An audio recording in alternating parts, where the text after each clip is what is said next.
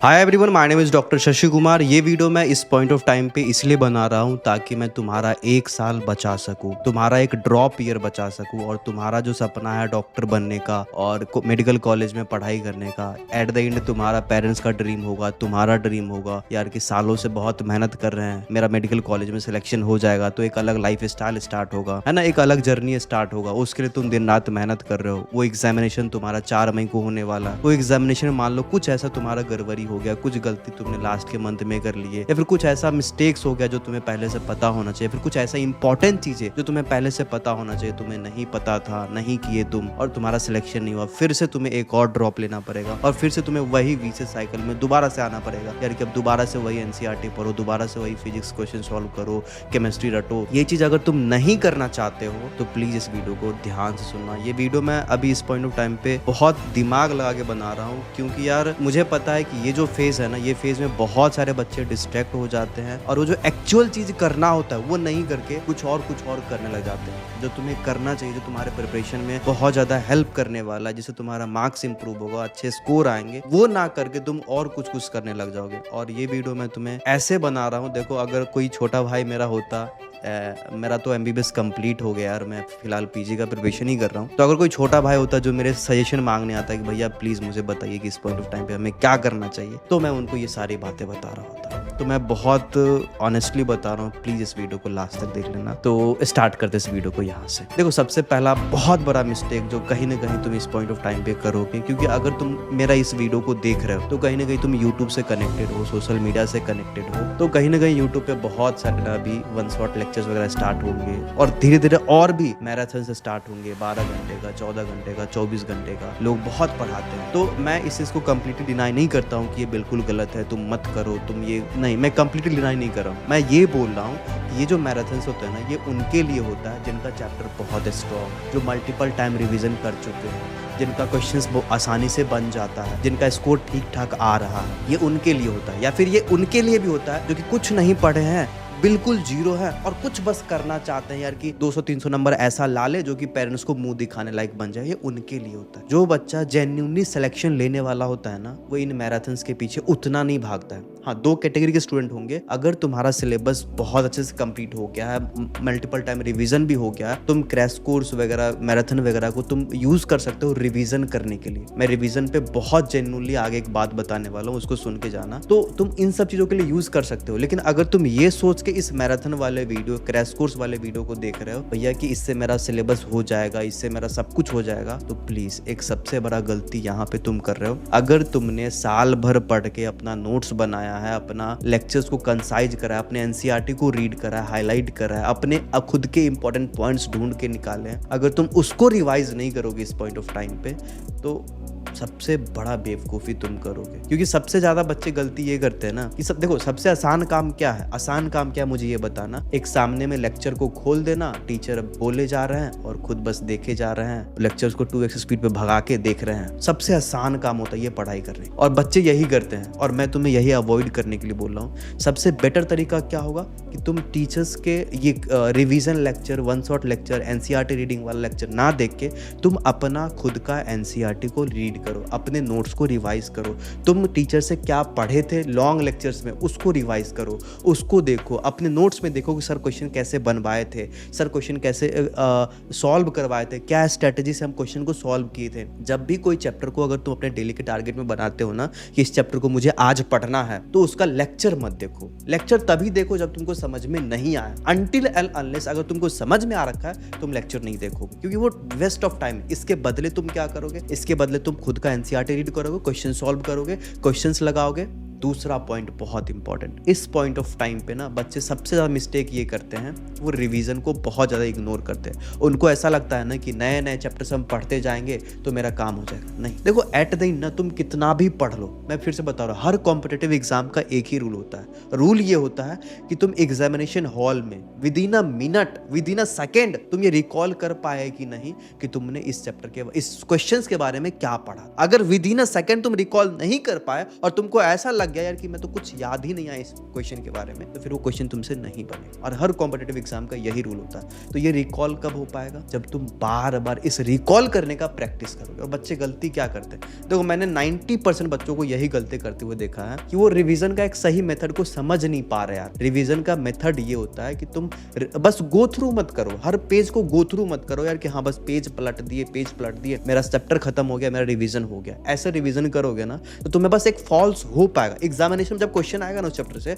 तुमको ऐसा लगेगा यार कि हाँ यार वहां पे था कुछ, वहां पे था, तुमको एग्जैक्ट स्पेस भी याद आएगा कि हमारे एनसीईआरटी में, हमारे नोट्स में यहाँ पे लिखा हुआ, लेकिन एग्जैक्ट चीजें नहीं याद आएगा, एग्जैक्ट आंसर तुमको नहीं पता रहेगा। तुम हमेशा ऑप्शन में कंफ्यूज रहोगे यार कि इसका आंसर ए होगा कि इसका आंसर बी हो। प्लीज बताना क्या तुम्हारे साथ ये टेस्ट में होता है? होता होगा, क्योंकि तुम रिकॉल कर ही नहीं रहे हो। देखो रिकॉल करना बहुत डिफिकल्ट काम है। रिकॉल कैसे करोगे, मैं इसी पे आप बात करने वाला हूँ। देखो इस पॉइंट ऑफ टाइम पे जब भी तुम किसी चैप्टर को रिवाइज करने के लिए बैठोगे तो सिर्फ ऐसा मत करना कि नोट्स उल्टा दिए। दो तरीका होगा, या तो उस चैप्टर के बारे में तुम्हें ठीक ठाक इन्फॉर्मेशन पता होगा पहले से, या फिर तुम भूल चुके होगे मैक्सिमम चीजें। तुम क्या करोगे, उस चैप्टर को निकालो। अगर तुम्हें उसके बारे में पता है तो प्लीज उस चैप्टर को खोलना मत। तुम एक पेन पेपर उठा लो और तुमको 10 पॉइंट ही पता है उसके बारे में, 10 पॉइंट ही 20 पॉइंट ही तुमको पता है, बस लिख लो एक रफ कॉपी में, रैंडमली लिख लो कि हाँ यार इस चैप्टर में यहाँ पे ये है, ये इसका ये एग्जाम्पल हम याद किए थे, ये डायग्राम याद किए थे। रैंडमली तुम 10-15 पॉइंट रिकॉल करके वहां पे लिख दो, और जो भी तुमको नॉलेज गैप दिखेगा, अब उसके बाद अपना एनसीईआरटी खोलो, अपना नोट्स खोलो, अब तुम पढ़ना शुरू करो। अब तुम जो पढ़ोगे ना वो इतना इफेक्टिव स्टडी होगा। तुम ना ढूंढोगे यार कि मुझे क्या नहीं याद आ रहा था, मुझे क्या रिकॉल नहीं कर पा रहे थे, क्या गैप दिख रहा था। वो गैप के लिए जब तुम पढ़ोगे ना तो भैया जीवन में कभी नहीं भूलोगे। मैं फिर से बता रहा हूँ, ये मोस्ट टेस्टेड मेथड है। ये मेरा खुद का भी तरीका है जो मैं फॉलो करता हूँ कि अगर तुम नीड के समय किसी चीज को फुलफिल कर देते हो ना तो वो चीज तुम कभी नहीं भूलोगे। और तुम्हें इस पॉइंट ऑफ टाइम पे ऐसा लगेगा यार कि मुझे अब जानना है इसके बारे में, क्या भूल रहा था, मुझे जानना है, तो रिकॉल करने का प्रैक्टिस करना। रैंडमली कभी रिवीजन मत करना, रिकॉल करना कि कहाँ पे क्या लिखा हुआ है। और जब तुम एनसीईआरटी को दोबारा से पढ़ लिए, चैप्टर कंप्लीट कर लिए, तो ऐवे मत रख देना। अब तुम क्या करना कि अब दोबारा से वो अपना नोट्स को बाहर निकालना, जो तुमने लिखा था रफ में 10 पॉइंट लिखा था, अब वहां पे पॉइंट्स को इंक्लूड करो।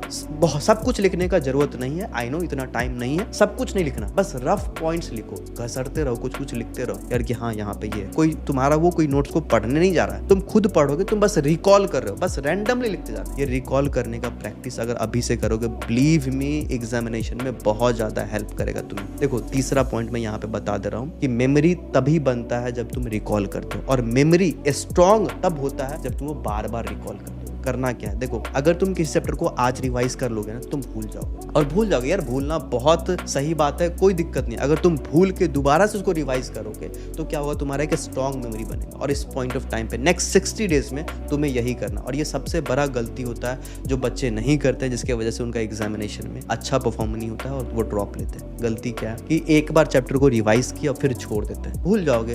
फिर तुम 10 दिन के बाद अगर दोबारा से उल्टाओगे तो तुमको 1 घंटा लगेगा, आधा घंटा लगेगा रिवाइज करने में, और इतना समय है नहीं। तो जब भी तुम चैप्टर को रिवाइज करो ना तो फ्रीक्वेंट इंटरवल पे उसको दोबारा से जाके देखते रहो, ऐसा करो। मेरा टारगेट ऐसा था यार कि जब भी मैं रिवीजन करता था ना, मैं ये सोच लेता था यार कि अगर मुझे एक भी पॉइंट लगेगा ना, ये भूल गया, तो उसी समय जाके हम दोबारा से एनसीईआरटी को देख लेते थे। अगर दोबारा से एनसीईआरटी को उसी समय जाके देख लोगे, फिर वही चीज नीड के समय में तो अपने आप को फिलफिल कर दिए, तुम्हारा इन्फॉर्मेशन बहुत स्ट्रॉन्ग बन जाएगा। चौथा मोस्ट इंपॉर्टेंट मिस्टेक जो हर बच्चे करते हैं, इस पॉइंट ऑफ टाइम पे लगातार टेस्ट दे रहे हैं, 2 दिन पे टेस्ट, 3 दिन पे टेस्ट, 4 दिन पे टेस्ट, और सप्ताह में सब लोग टेस्ट ही देते रहते हैं। यार मैं तो देखा हूँ ये मिस्टेक, सबसे बड़ा मिस्टेक होता है कि बहुत ज्यादा टेस्ट देना और उस टेस्ट का एनालिसिस नहीं करना। देखो मुझे पता है कि टेस्ट दोगे, 3 घंटे का पेपर होगा, अगर उस 3 घंटे के पेपर में तुम्हारा परफॉर्मेंस अच्छा रहा तो ठीक ठाक मार्क्स आएगा, नहीं रहा तो खराब मार्क्स आएगा, तुम डिप्रेस होकर छोड़ दोगे, फेंक दोगे, टेस्ट खत्म, बात खत्म। टेस्ट का अगर तुम एनालिसिस नहीं करते हो तो टेस्ट देना व्यर्थ है। फिर से सुन लो, इस 60 डेज में तुम्हारा टारगेट ये होना चाहिए कि मुझे मिनिमम मैं बता रहा हूँ 15 टेस्ट देना है, जिस 15 में से तुम 5 फुल टेस्ट रख लो, क्योंकि मिनिमम 15 टेस्ट बहुत जरूरी होता है। मैं हर बच्चों को सजेस्ट करता हूँ कि मिनिमम 15 टेस्ट तुम्हें लास्ट के 3 मंथ में देना ही होता है, ठीक है। 5 टेस्ट तुम फुल टेस्ट रख सकते हो, बाकी तुम्हारा पार्ट टेस्ट होगा, लेकिन ध्यान ये रखना कि हर एक पेपर का प्रॉपर एनालिसिस तुम्हें करना चाहिए। तुम्हें उस 200 क्वेश्चन का एग्जैक्ट आंसर पता होना चाहिए, तुम्हें रटा होना चाहिए यार कि ये 200 क्वेश्चन जो है, जो पेपर में आया वो मेरे से क्यों सॉल्व नहीं हुआ, क्या गलती कर रहे थे, क्यों निगेटिव हुआ, क्यों इनकरेक्ट हुआ, क्यों नहीं सोच पा रहे थे। देखो, एक पेपर को देने में तुम्हारा 3 घंटा 3.5 घंटा जाएगा, लेकिन उस पेपर को एनालाइज करने में तुम्हारा नेक्स्ट 3 घंटा और लगेगा। तुम अपने एनसीईआरटी में जाके मार्क करो, तो अपने नोट्स में जाके मार्क करो, ये मैं भूल गया हूँ, ये मेरे से याद नहीं हुआ। अपने हाइलाइटर से हाईलाइट करो, उसको पिंक कलर दो, उसको जो भी रंग देना उसको दो, ये मैं भूलता हूँ बार बार, ये मेरे से बार बार गलत हो रहा है, मेरे पास अभी बस समय है सुधारने के लिए। मैं अभी नहीं सुधारूंगा तो एग्जाम के बाद सुधारने का कोई मौका नहीं मिलेगा, मुझे बस रिग्रेट करना पड़ेगा एग्जामिनेशन के बाद। प्लीज इस चीज को मत करना। टेस्ट देते हो तो उसका प्रॉपर एनालिसिस तुम्हें इस पॉइंट ऑफ टाइम पे करना पड़ेगा। अगर नहीं करते हो टेस्ट देने कोई मतलब नहीं बनता है। और हाँ, ज्यादा टेस्ट देने से भी कोई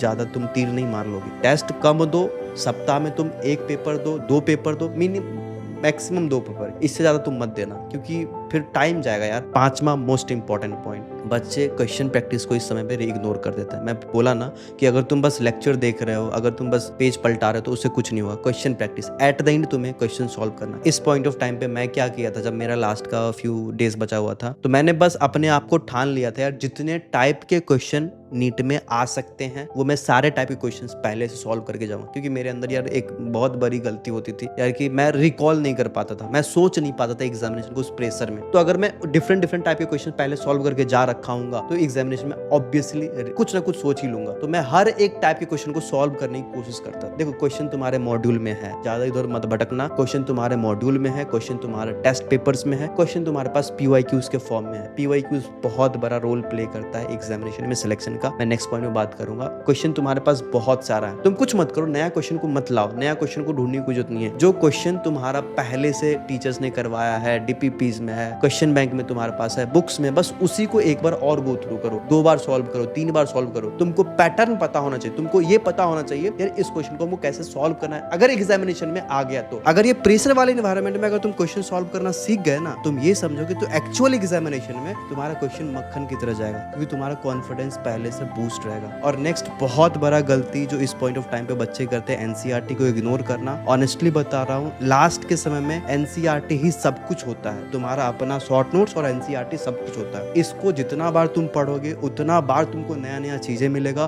तुम उतना बार उस पर और स्ट्रॉन्ग कमांड बना पाओगे। तो जितना बार पढ़ो, अपने एनसीईआरटी को पढ़ो, हर रोज का टारगेट रखो कि मुझे 20-25 पेज 30 पेज एनसीईआरटी का रीड करना है। यूनिट वाइज हमें अब पढ़ना जरूरी है। अगर तुम अभी से यूनिट वाइज पढ़ना शुरू करते हो तो लास्ट के डेज में तुम आराम से एक दिन के अंदर एक यूनिट को खत्म कर लोगे, एक दिन के अंदर तुम पूरे क्लास 11th के बायोलॉजी को खत्म कर लोगे। ऐसा मैंने किया है, इसलिए मैं बता रहा हूँ, क्योंकि ये बहुत जरूरी है, इससे तुम्हारा कॉन्फिडेंस बहुत ज्यादा बूस्ट होगा। और सबसे इंपॉर्टेंट बात यार, यही समय होता है जहाँ पे तुम्हें मेहनत करना है, अपने आप को मोटिवेट रखना है। और यही वो समय होता है जहाँ पे बच्चे बहुत ज्यादा डिमोटिवेट हो जाते हैं। बच्चे ये सोचते हैं यार कि इंप्रूवमेंट नहीं हो रहा है, पता नहीं सिलेक्शन होगा कि नहीं, और बहुत ज्यादा प्रेशर में आ जाते। तुम्हें ये नहीं करना, अपने आप पे विश्वास रखो, अपने मेहनत पे विश्वास रखो। यार देखो, सबसे एंड में यही है कि अगर तुम मेहनत किए हो तो सिलेक्शन होगा, अगर तुम कॉन्सेप्ट को सीख के गए हो तुम्हारा सिलेक्शन होगा। देखो, कभी भी मेहनत व्यर्थ नहीं जाता है। मैं फिर से इस बात को बता रहा हूँ, अगर तुमने मेहनत किया है तो सिलेक्शन होगा। अपने आप पे विश्वास रखना, अपने मेहनत पे विश्वास रखना, क्योंकि आसपास तुम्हें बहुत लोग ऐसे दिखेंगे जो तुम्हें डिमोटिवेट करेंगे,